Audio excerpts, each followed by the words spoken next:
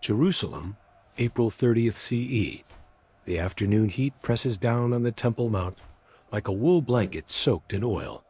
You're standing in the court of the Gentiles, hemmed in by thousands of pilgrims who've traveled from Galilee, Egypt, Babylon, Rome. The limestone pavement radiates stored warmth through your sandals. Sweat trickles down your spine, soaking into linen that hasn't been properly washed in weeks. Someone's elbow digs into your ribs. A child screams. The smell hits you before you can turn your head urine, sharp and ammoniac, mixed with the sour-sweet reek of bodies that haven't bathed since leaving home. Perhaps 10 days ago, modern imagination offers you marble courtyards scrubbed clean by divine presence. Robed figures moving in reverent silence through sacred spaces. The reality your nose delivers is animal dung from the sacrificial markets, rotting vegetables, human waste fermenting in the city's narrow streets below. You've walked through it all to get here. It's caked between your toes, ground into the hem of your tunic. The temple itself rises behind you, its gold-plated facade blazing in the sun. But the courtyard where you stand smells like a stable. Your bladder has been full for 2 hours.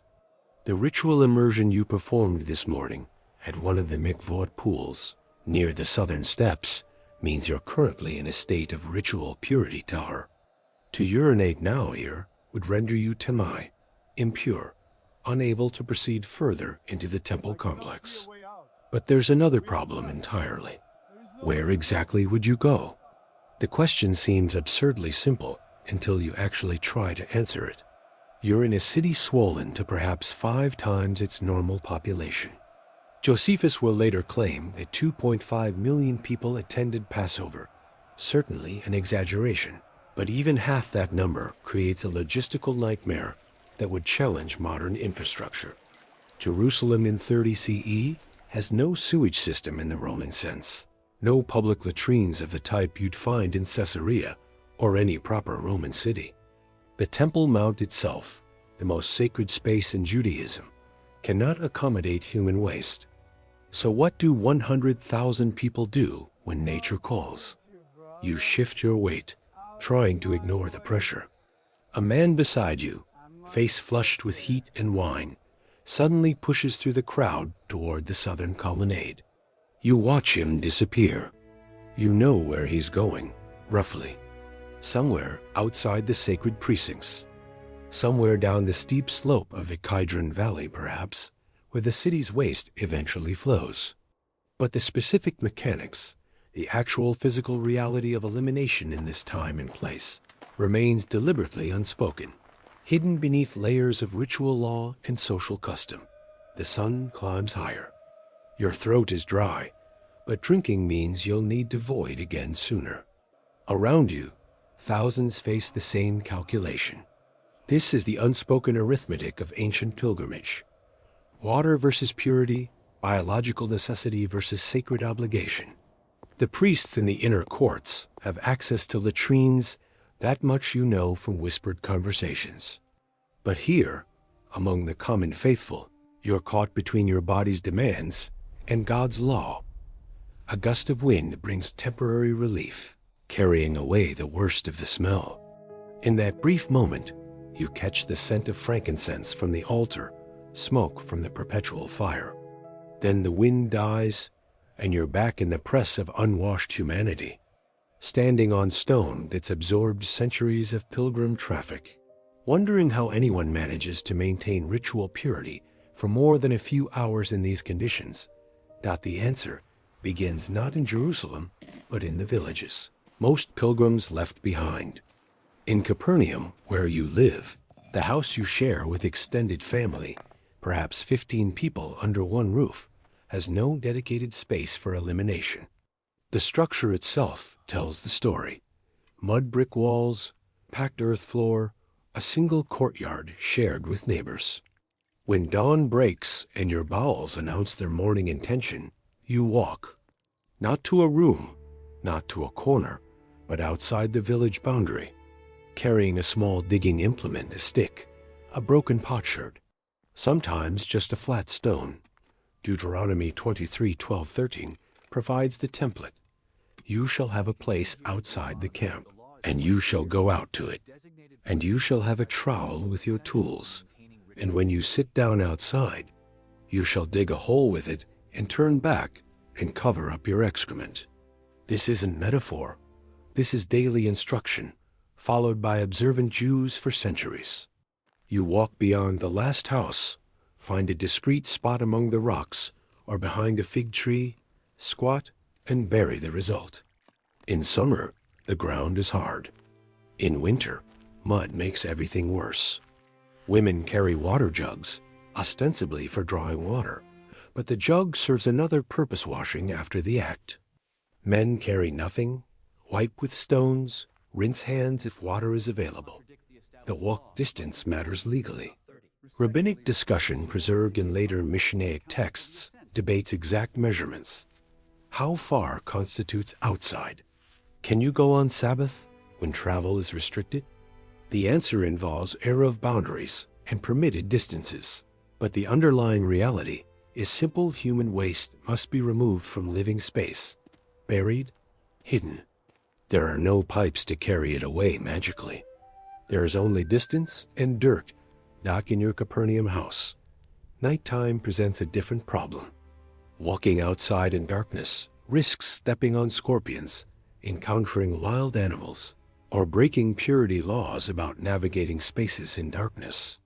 Archaeological excavation of first-century homes has revealed ceramic vessels tucked into corners, not for storage, but for night use. You urinate into these pots. At dawn, someone, usually a woman or young boy, carries the vessel outside and dumps it in the designated area beyond the village edge. The street itself sometimes serves as emergency overflow. Upper-story residents simply pour chamber pots out windows. You learn to walk close to buildings, avoiding the splash zone. Privacy exists only as a concept of distance, not enclosure. When you squat in the rocks outside Capernaum, you can see others doing the same, spaced apart by custom and modesty, everyone pretending not to notice everyone else. Children defecate freely in streets until old enough to learn shame. Dogs and pigs, both present despite religious prohibitions against touching the latter, clean up what humans leave behind. This is part of why pigs are doubly unclean, not just theologically, but because everyone knows what they eat. Water complicates everything. Ritual purity requires immersion for certain types of impurity, but daily washing is luxury. The mikveh pools scattered around Jerusalem, carved into bedrock and fed by rainwater or springs, serve religious function, not hygiene. You immerse fully clothed, emerge dripping, and within hours you're dusty and sweating again. The immersion doesn't clean you in the modern sense. It changes your ritual status. Dirt remains. Wealthier homes in Jerusalem offer slightly different arrangements, though the fundamental challenge remains unchanged. In the upper city, where priestly families and Herodian aristocrats maintain stone houses with multiple rooms, you might find a dedicated space, a small chamber at the ground level or attached to the exterior wall. Archaeological evidence from the Jewish quarter shows stone-cut seats, holes descending into cesspit chambers carved into bedrock below. You sit on carved limestone, carefully positioned over the opening. Everything drops into darkness beneath. The pit is deep, perhaps 10 or 12 feet, lined with plaster to prevent seepage into surrounding groundwater. But the pit fills. Every few months, someone must empty it. This work falls to the lowest social stratum men who cannot claim Jewish purity status, often foreigners or those already considered permanently impure by occupation.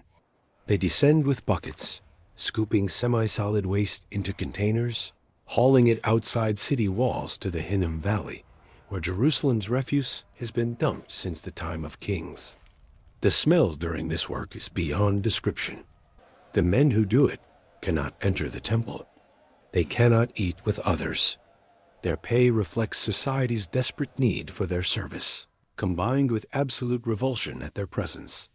The wealthy also have access to sponges, Attached to sticks, the tessorium of Roman custom. Shared among household members, rinsed in vinegar or salt water between uses. The poor use stones, carefully selected for smoothness, or broken pottery sherds. Gravel and sharp edges cause injury. You learn which stones work best. Some families keep a collection. After use, stones are discarded in waste pits or, if reusable, rinsed and set aside. The concept of dedicated, single-use cleaning material exists only in the form of moss or leaves when available. But these are seasonal and unreliable. Public spaces in Jerusalem under Roman administration present a different model entirely. Caesarea Maritima, Herod's showcase Roman city on the coast, features proper latrines, long rooms with benches containing multiple holes, arranged so users sit side by side, conversing while eliminating. Water channels beneath carry waste to the sea. Wealthy Romans consider this civilized. Jews consider it abomination, not just the pollution of water, but the utter lack of privacy, the casual mixing of elimination and social interaction. These latrines are gendered male spaces. Women remain largely absent from written record on this topic, but archaeological context suggests they used chamber pots at home or visited latrines during off-hours. Jerusalem itself, despite Herodian building projects, maintains Jewish custom. No multi-seat public latrines exist within the old city walls. The temple complex, massive and accommodating thousands daily, has facilities only for priests. The inner courts where priests work contain a latrine structure, mentioned briefly in Talmudic sources, described as the house of the seat, positioned discreetly so that elimination occurs with back to the Holy of Holies. Directional orientation matters, even in defecation. Priests serving in rotation live on site during their service period. They cannot become impure. Therefore, facilities must exist. For everyone else, the solution is endurance. Menstruation adds another layer of complexity. Levitical law renders menstruating women niddah, impure for 7 days, unable to touch husbands, children, or cooking vessels without transmitting impurity. During menstruation, women use cloth rags, washed and reused, or wool wadding. The blood itself must not touch the ground in living spaces. Women seclude themselves partially, though not completely. Daily work continues, but within restrictions. After the flow ends, 7 clean days pass, then full immersion in a mikvah restores purity status. This cycle governs intimacy, family life, and religious participation. The practical mechanics, managing bleeding with reusable cloth, washing that cloth without running water, and maintaining daily tasks while religiously isolated, demand constant attention that sources barely mention because it is assumed knowledge, shared among women and invisible to male writers documenting other concerns. The original question, what do 100,000 pilgrims do during Passover, resolves in the Kedron Valley and the slopes around Jerusalem, where temporary camps sprawl during festival weeks. You walk down from the Temple Mount as evening approaches, joining streams of pilgrims heading to tents and makeshift shelters. The designated elimination areas lie beyond the camps, marked not by signs but by smell and by the presence of others making the same journey. You walk perhaps a quarter mile in fading light, find an unoccupied spot among the rocks, squat with your back to the city as law requires, and finally release what you have held for hours. The relief is physical, but the anxiety remains. Have you maintained proper distance from the camp? Have you oriented yourself correctly? The rabbis will later debate whether certain directions are permissible. You use the stone you have carried in your belt, wipe as best you can, and bury everything with dirt and rocks. Your hands are filthy. Water is scarce. You will rinse them at the camp if any remains in the communal jars. But full washing must wait until tomorrow's dawn trip to the public pools. You walk back in near darkness, aware that the ground between here and your tent is littered with the waste of thousands who made this same journey today, inside the tent. Your family sits on blankets spread over bare earth. Your wife has prepared lentils and bread. You eat with hands that touched stone, that touched your body, that touched excrement. Everyone eats this way. Illness spreads through camps each Passover: dysentery, fever, stomach flux. Some die. Most survive and return the next year, because the obligation to appear before God in Jerusalem supersedes the danger. Purity laws exist precisely because the reality is constant impurity. You purify yourself ritually, not because you are clean, but because holiness requires the symbol of cleansing, even when actual cleansing is impossible.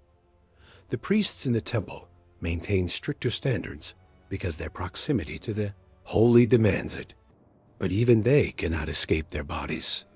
The high priest, entering the Holy of Holies on Yom Kippur, must eliminate beforehand. Special chambers exist for this preparation. Mishnaic sources describe the anxiety surrounding this moment. What if he needs to go again during the ritual? Contingency plans exist, though rarely discussed. The point is not that religious law transcends biology, but that it accommodates biology within sacred structure.